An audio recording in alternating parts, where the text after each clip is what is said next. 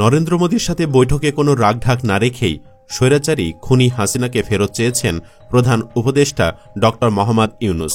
একটি সূত্র জানিয়েছে, এ সময় মোদীকে ড ইউনূস বলেন, দুই দেশের মধ্যে বন্দি বিনিময় চুক্তি অনুযায়ী শেখ হাসিনাকে ফেরত দিতে বাধ্য ভারত। এছাড়াও ভারত কেন হাসিনাকে ফেরত দিতে গড়িমসি করছে সে বিষয়েও সদুত্তর চেয়েছেন নোবেল বিজয়ী এই দেশপ্রেমিক রাজনীতিবিদ। এর আগে থাইল্যান্ডের ব্যাংককে বিমস্টেক সম্মেলনের ফাঁকে শুক্রবার স্থানীয় সময় 12টায় অন্তর্বর্তী সরকারের প্রধান উপদেষ্টা ড ইউনূস ও ভারতের প্রধানমন্ত্রী নরেন্দ্র মোদীর দ্বিপক্ষীয় বৈঠক হয়। অন্তর্বর্তীকালীন সরকারের দায়িত্ব গ্রহণের পর প্রথমবারের মতো ড ইউনূসের সঙ্গে নরেন্দ্র মোদীর বৈঠক এটি।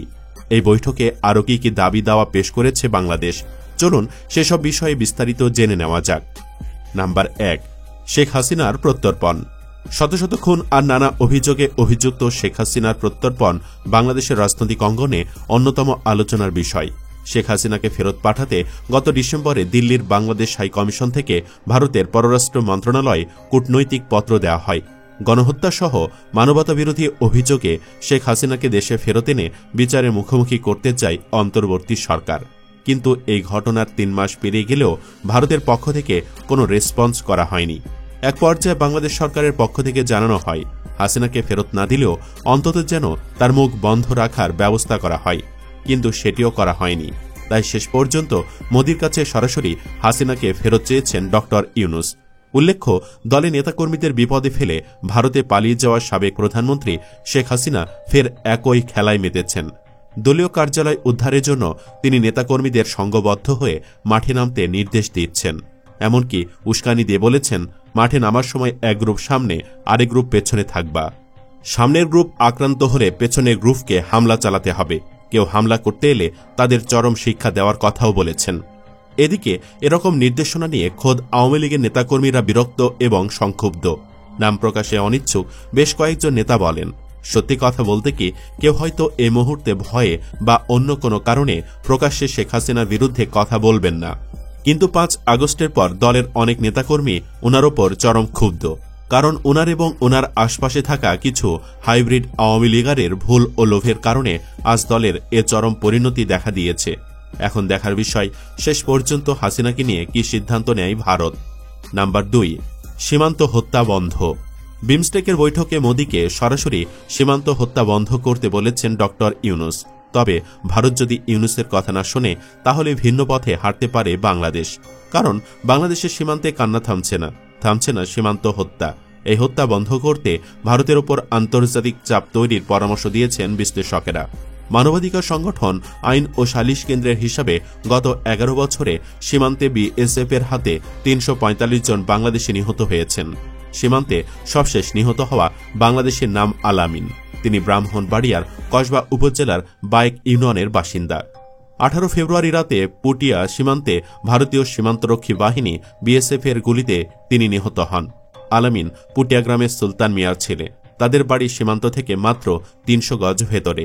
আলামিনের পরিবারের দাবি, সন্ধ্যার একটু পরে গোয়াল থেকে গরু ছুটে সীমান্তের দিকে যায়। সেই গরু আনতে গেলে বিএসএফ শূন্য রেখায় তাকে গুলি করে শেষ করে। নিহত আল আমিনের মরদেহ 1 মার্চ বিকেলে পতাকা বৈঠকের মাধ্যমে হস্তান্তর করা হয়। এ ঘটনায় লিখিতভাবে প্রতিবাদ জানায় বাংলাদেশ বর্ডার গার্ড বিজিবি। আলামিন ছিলেন 3 ভাইয়ের মধ্যে সবার ছোট। তার এক ভাই সেনাবাহিনী এবং এক ভাই পুলিশে চাকরি করেন। সে তার বাবা মায়ের সঙ্গে গ্রামে থেকে কৃষিকাজ করত। মাত্র 6 মাস আগে বিয়ে করেছিল। তার স্ত্রী অন্তঃসত্ত্বা।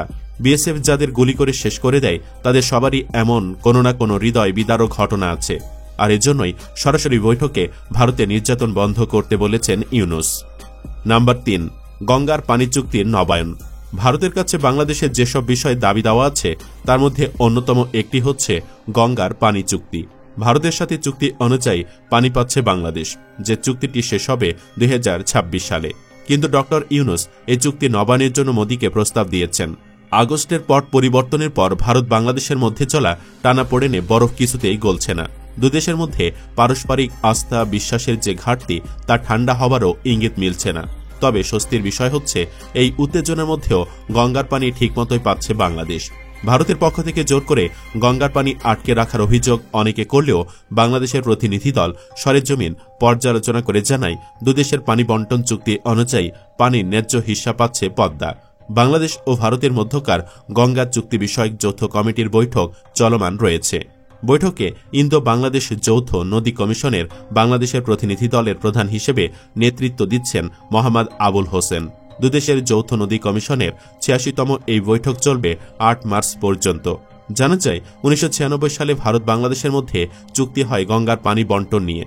চুক্তি অনুযায়ী প্রতি বছরের জানুয়ারি থেকে মে পর্যন্ত দুই দেশের প্রতিনিধিদের উপস্থিতিতে প্রতিদিন 4 বার পানির পরিমাপ করা হয় এবং দুপক্ষের মধ্যে চুক্তি অনুযায়ী যার যতটুকু পানির প্রাপ্যতা ভাগাভাগি হয়।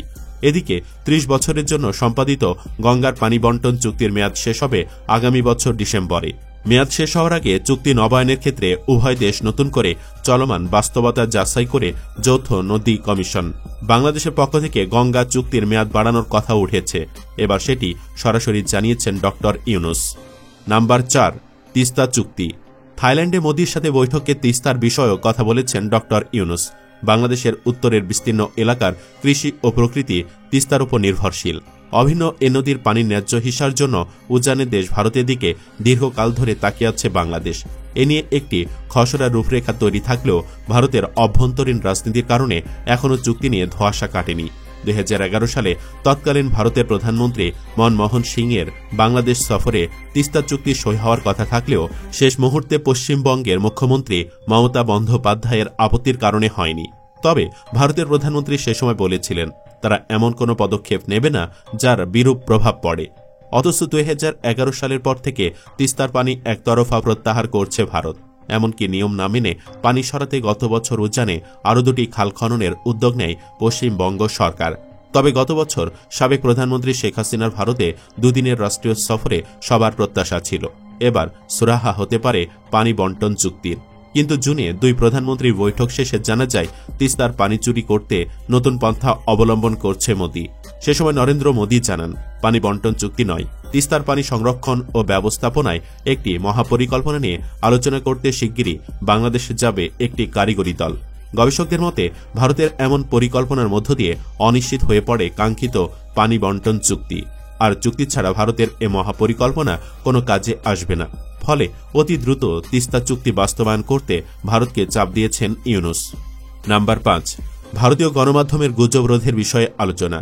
ভারতের গণমাধ্যমে গুজবের ছাপি খুলে নেওয়া হয়েছে, যা নষ্ট করছে বাংলাদেশের ভাবমূর্তি। স্বরাষ্ট্র উপদেষ্টা লেফটেন্যান্ট জেনারেল মোহাম্মদ জাহাঙ্গীর আলম চৌধুরী বলেছেন, ভারতীয় গণমাধ্যম গুজব রটনায় বিশ্ব চ্যাম্পিয়ন। তারা মিথ্যা সংবাদ ও গুজব প্রচারে সবচেয়ে এগিয়ে। কিছু নির্দিষ্ট গণমাধ্যমের কাজই হল গুজব ছড়ানো। আমাদের উচিত সঠিক তথ্য দিয়ে এসব গুজব প্রতিহত করা। এবার এই গুজব প্রতিহত করতে সরাসরি মোদির হস্তক্ষেপ চেয়েছেন ডক্টর ইউনুস। উল্লেখ্য, প্রধান উপদেষ্টা প্রেস সচিব শফিকুল আলম জানিয়েছেন বৈঠকটি অত্যন্ত ফলপ্রসূ ও গঠনমূলক হয়েছে।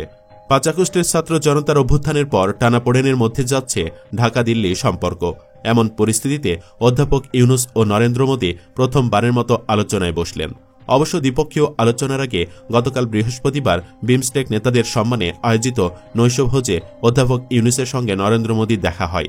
নৈশভোজে একই টেবিলে তারা পাশাপাশি বসেছেন, বিনিময় করেন কৌশল। সুপ্রিয় দর্শক, আপনি কি চান ভারত যেন হাসিনাকে ফেরত দেয়? কমেন্ট বক্সে জানিয়ে দিন আপনার যে কোনো মতামত। ভিডিও ভালো লাগলে লাইক দিন এবং শেয়ার করুন, আর অবশ্যই চ্যানেলটি সাবস্ক্রাইব করুন। ধন্যবাদ।